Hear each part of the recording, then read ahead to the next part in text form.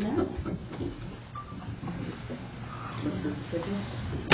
We'll call this regular meeting to order. Call roll. Mayor Querom. Here. Councilmember Newman. Here. Gomez. Here. McCall. Here. Lukransky. Please stand and join us in pledge allegiance. I pledge allegiance to the flag of the United States of America and to the republic for which it stands, one nation, under God, indivisible, with liberty and justice for all. Okay, start now. We have any public comment? Any comments from the public? Just state your name, Tim. Michael Ginslinger. I was just wondering where we're progressing on the UTVs. It's been 6 months trying to figure out. I think a lot of people asking me a lot of questions and calling me. So I just thought I'd go up and see where we're going on that. I'll take it.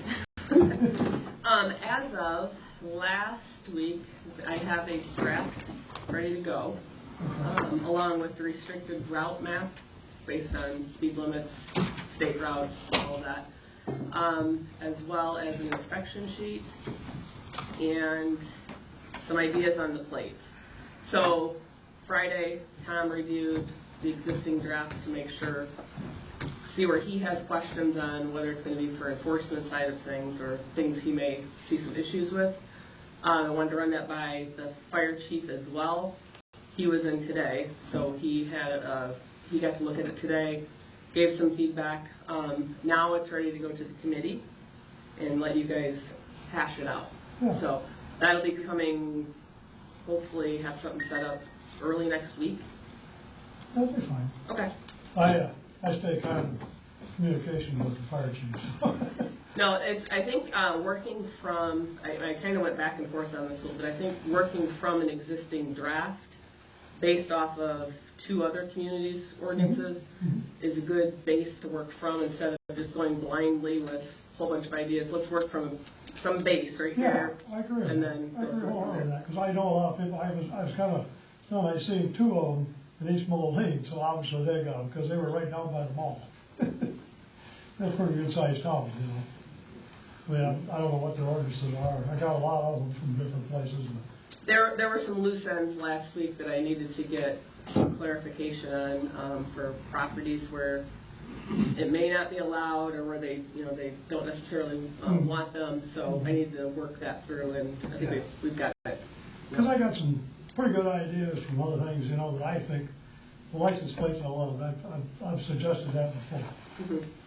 And I talked with Tom last Friday about the simple, like the stickers. I think the plates are a much better idea with the numbers. Very much better. You guys can see the numbers at a distance. It's easier to track somebody down. I was over the District 7, the state police. They, of course, talked to them. Now, another idea here, but I like the plates better. Utica has them, but they give you numbers to put on both sides, like you would a boat. That's actually not a bad idea. You know, I mean, I still like the plates better, but We can do both. that's my idea. Yeah. Okay, thank you. So if everything runs smoothly, we could have a first reading at our next meeting. Okay. If everything works smoothly, that's kind of the goal, but Okay. that's not a promise. Okay. Well, I guess I'm on the committee, so I should know. Yeah. So I should be reaching out to you probably middle of this week, or to set up something. I'd like to have a committee meeting next week if possible. Okay, that'd be fine. Just let me know. Okay. Thank you. Thanks. Yeah. Any other public comments? Okay, we'll go to Commissioner Newman, approval of minutes. Thank you, Mayor. I move that we approve the minutes from our regular council meeting on March 20th, 2023. Second. Motion to second. Comments? Call roll. Councilmember Newman. Aye. Gomez. Aye. McCall. Aye. Mayor Querom. Aye. We'll go to approval of invoices and see the clerk minutes. For this period in the Department of Accounts and Finances, we have invoices totaling $30,417.83. In the Department of Streets and Public Improvements, we have invoices totaling $105,795.64. In the Department of Public Safety, we have invoices totaling $120,754.08.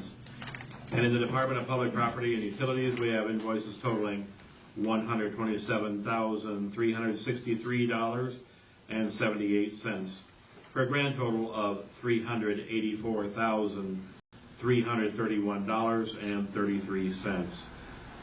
Mayor, all council members present have confirmed their reviews of all invoices and now are submitted for disposition. I move that we approve the invoices as presented. Second. Motion's been second. Comments? Call roll. Councilmember Newman. Aye. Gomez. Aye. McCall. Mayor Querem. Aye. Move to regular business. City Clerk Nelson. Next on the agenda is ordinance O-23-004. This is an ordinance authorizing a fiscal budget for corporate purposes for the year commencing on May 1st, 2023, and ending on April 30th, 2024. This is the first reading. Mayor, all council members have reviewed this ordinance, and it is submitted for disposition. I move that we advance ordinance O-23-004. Second. Motion's been second. Turn it over to Teresa. We had our planning session before last council meeting, so about 2 weeks ago. I have gotten a little bit of feedback from a council member, thank you, Jerry, on a couple of changes in the budget, and there was mainly not grammatical, but structure, I guess. But I did catch one other one I'll touch on in a second. But I guess to review with what we went over with the budget itself is hopefully I've portrayed it the right way to everybody. It's healthy. It's a very healthy budget. It's progressively getting healthier. Next year I think it'll even be better. We are looking at $28.7 million in revenue and about $27.8 million in expenditures, and that's up from when I originally started. We were closer to the $25 million range. So expenses are going up, but revenues are also going up to help sustain that. We are looking at about an increase of $900,000 in revenue from what was originally projected for the fiscal year that we're in right now. So we are seeing that steady increase. But we're also seeing a steady decrease in the debt payments. So and we went through that at the meeting as well. We're continuing to see those fall off. So in all, everything looks fairly healthy. We did review the reserves as well, going from about $4 million a couple years ago up to $9 million and up to $11 million right now. So we'll talk about that then a little bit towards the bottom of the, or actually during my report. So the only changes that were made, like I mentioned, was a couple of structural changes on page 30, which is the capital projects list. One was just with a comma and stuff in the numbers, but the other one I do want to point out, the air curtain burner system that we discussed, I had that actually listed as a streets project. It's actually garbage. So I do have that corrected on a new one here. So other than that, are there any questions that have come up? There is a copy downstairs in the front office as well as online, so they're all available for people to look at, take a peek at. I always encourage the public as well as council to really review each of the departments, their structure, their goals, and what they achieved last year, because it's pretty impressive. There's a lot of stuff you don't necessarily hear about, but the list of accomplishments is eye-opening. So. Questions, comments, council? Great job on the budget, Teresa, by the way. Yeah, as usual. Thank you. So, motion has been second. Call roll. Councilmember Newman. Aye. Gomez. Aye. McCall. Mayor Querem. Aye. Thank you, Pete. Now we'll go to city manager report. You have the financial report for, I think it's January, ending January. A couple things to highlight in there. Again, everything is on track. We're at about an 80-80 split for revenues and expenditures, about where we should be for the end of January. On that report, if you look at page 5, which is the monthly ending period for the utility fund expenses versus what was budgeted, just a couple things to point out there. Water, wastewater, there is a little bit of differential. We're behind on expenses, it looks like, but we just haven't made some of our bigger payments yet, so that'll end up coming up to level out. The garbage, recycling, we also see that blip on the positive side for revenue because of the money that's waiting for our garbage trucks. So as soon as the garbage trucks come in, that will balance out. On the next page, page 6, I do want to point out on tourism, we should see that level, or actually you expect the revenues to be a little higher than expenditures. What's happening there is we're getting expenses right now for the next concerts. So we have to get those contracts taken care of. It'll end up flushing itself out. So, and we're actually getting the sponsorships coming in now. So that'll help significantly. On page 7, just to point out, and I know we talked about this during the budget meeting, the Economic Development Fund, the expenditures are higher than the revenues there. This next fiscal year, I talked about one of the debt payments falling off, and that fund will now shift, where we'll see much more revenue coming into that fund. So that'll be one of those that we'll start to see a positive change with the debt falling off. And on the next page, we have the sales tax. Again, very first column there for January, that pink line. We got over last year's January point, so still an uptick there.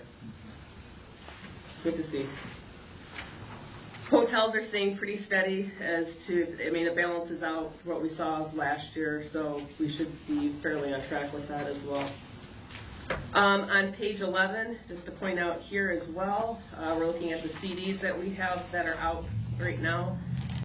We've talked a little bit recently about some CD rates. We're looking at closer to 5% right now, and that page shows you where we're at a year or a little bit more than a year ago.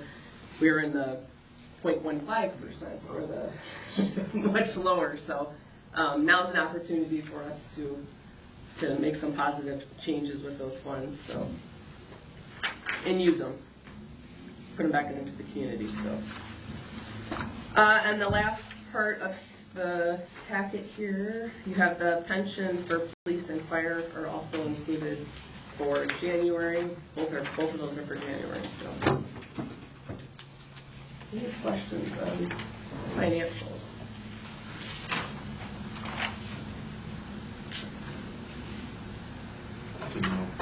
No.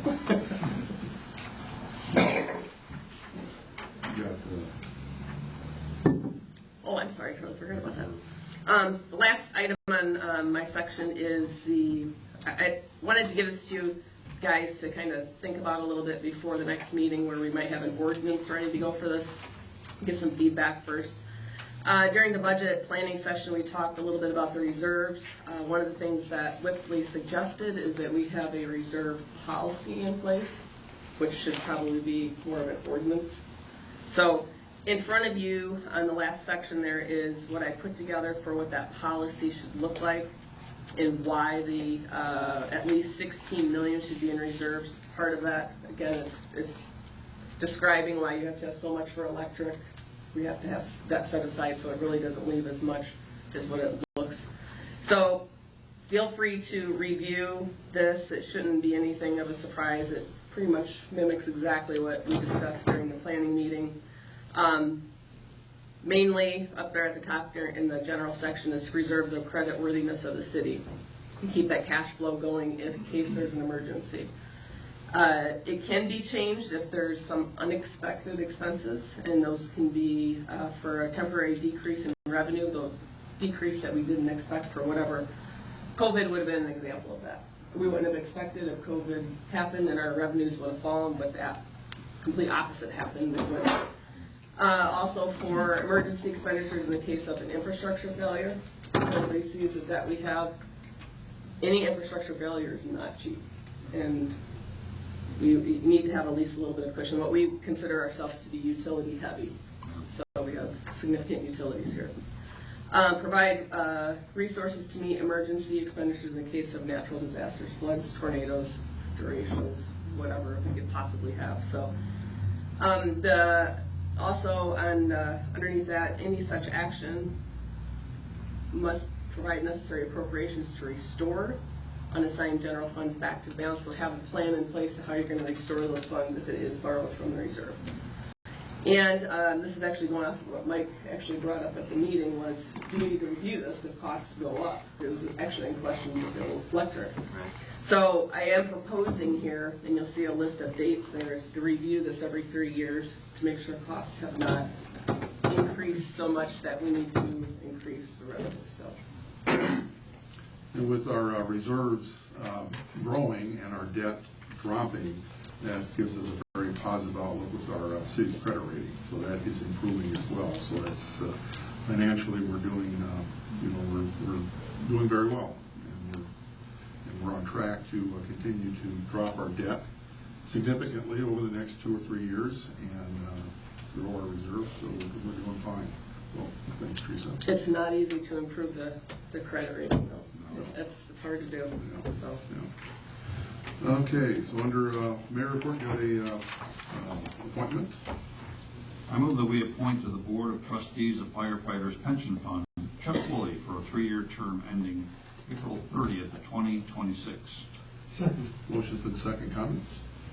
Call roll. Councilmember Newman. Aye. Gomez. Aye. McCall. Mayor Querem. Aye. Thank you. We old business.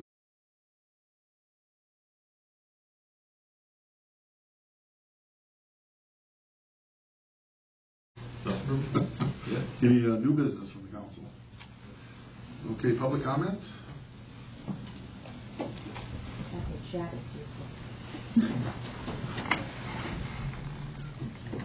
Need your name. Hi, this is Geraldine Woodley. I was just approached with a question. What do you live in the trailer park? Where do you run for a tornado? Are there any other suggestions? I mean, for people that don't have basements, does the city have a plan? Thank you.